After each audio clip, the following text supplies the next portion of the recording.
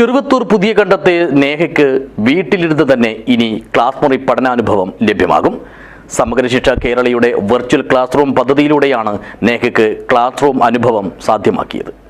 This news sponsored by Boby Chemmanur international jewellers.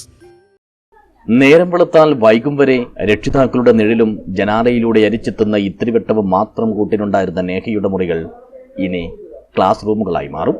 സമഗ്ര ശിക്ഷ Keralam stars പദ്ധതിയിൽ ഉൾപ്പെടുത്തിയാണ് ചെറുവത്തൂർ BRC പരിധിയിലെ കുട്ടമത്ത് ഗവൺമെന്റ് ഹയർ സെക്കൻഡറി സ്കൂളിലെ +2 വിദ്യാർത്ഥിനി നേഹയുടെ കണ്ണുകളിൽ അക്ഷരവെളിച്ചം എത്തിക്കുന്നത്.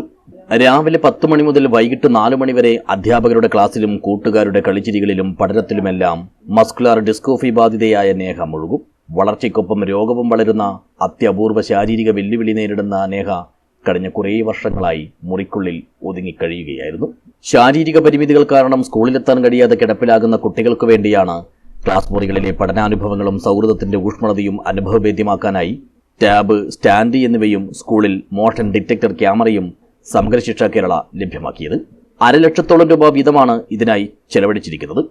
ദൈനംദിന ക്ലാസുകൾ, സ്കൂളിൽ നടക്കുന്ന വിവിധ പരിപാടികൾ എന്നിവയിൽ പങ്കുചേരാൻ ഗൃഹാധിഷ്ഠിത വിദ്യാഭ്യാസം നടത്തുന്ന കുട്ടികൾക്ക് സാധിക്കുമെന്നതാണ് പദ്ധതിയുടെ നേട്ടം. ശാരീരിക വെല്ലുവിളികൾ നേരിടുന്ന ഇവർക്ക് ആഴ്ചയിലൊരിക്കൽ സ്പെഷ്യൽ എഡ്യൂക്കേറ്റർമാർ വീടുകളിലെത്തി ക്ലാസ് എടുക്കുകയായിരുന്നു.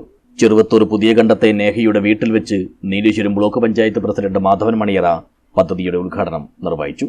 പരിപാടികൾ ഇവിടെ പങ്കെടുക്കാൻ വേണ്ടി കഴിഞ്ഞപ്പോൾ അവളുടെ ലോകവും അതുപോലെ തന്നെ വായനയും അവളുടെ അഭിരുചിയും അവളുടെ ഗ്രാസ്പിങ്ങും നമ്മളെ തന്നെ വിസ്മയിപ്പിക്കുന്നതാണ്. തീർച്ചയായിട്ടും നമ്മുടെ BRC ഇതിൻ്റെ പ്രത്യേകിച്ചും ഈ രംഗത്ത് നമ്മൾ കുറേ കാലമായിട്ട് ആവശ്യപ്പെടുന്നതാണ്. ചടങ്ങിൽ വാർഡ് മെമ്പർ ഗിരീശൻ അധ്യക്ഷനായി. Cheruvathur block project coordinator M. Sunilkumar, Kuttamath school principal doctor T. Geetha, R. Arunkumar, CG Jacob, KU Nimitha എന്നിവർ സംസാരിച്ചു. News bureau, Cheruvathur.